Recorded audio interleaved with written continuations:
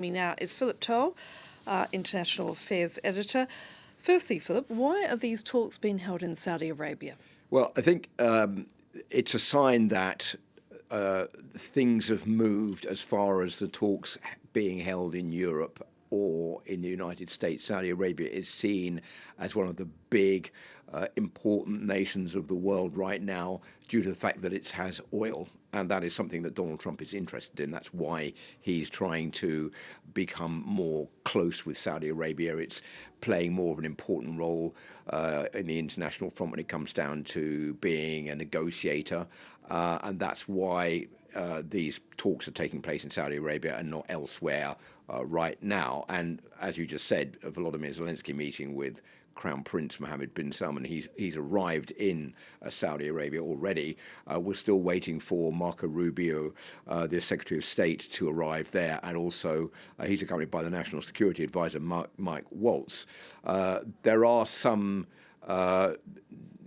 bits of information coming out from them on board the flight. They're due to arrive at any moment in Saudi Arabia.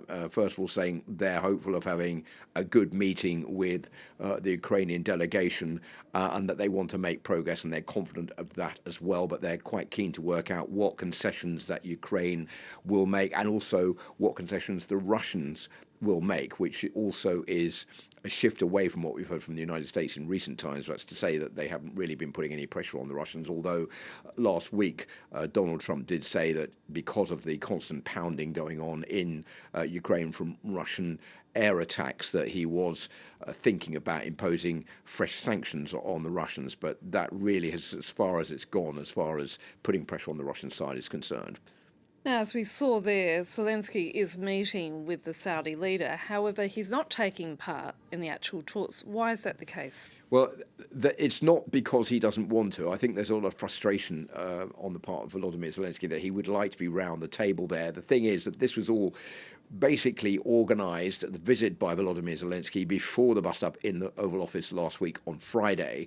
And he was due to go to Saudi Arabia last month. That was delayed after the last round of talks, which took place between the Americans and the Russians, to which Ukraine was not invited, which caused a lot of international concern about the fact that Ukraine was being squeezed out of the discussions over a possible ceasefire deal with the Russians. So he delayed that trip to now. He's there today to meet Mohammed bin Salman, but that doesn't mean that there isn't going to be some influence by Volodymyr Zelensky as far as these peace discussions are taking place, because by the fact that he's talking to the Crown Prince of Saudi Arabia about the future for Ukraine, about the economy, about bilateral relations. What he also wants is a prisoner swap. There'll be pressure being put on the Russians to agree to that, I think, as well as at these talks. And when push comes to shove, and these talks do take place between the Ukrainian delegation, the chief of staff, whose name is Andriy Yermak, who will be representing Volodymyr Zelensky at these discussions, and Marco Rubio and Mike Waltz, the National Security Advisor.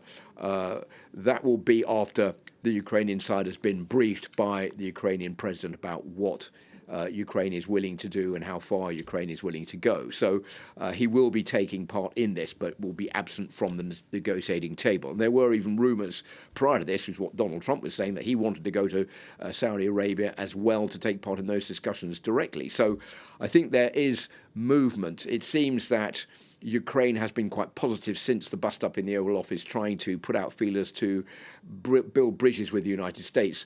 There are rumours that the United States is also getting to be more keen to try to bring Ukraine on board. So I think a lot is going to play out while these talks are taking place in the next few hours. Philip Turle, thank you.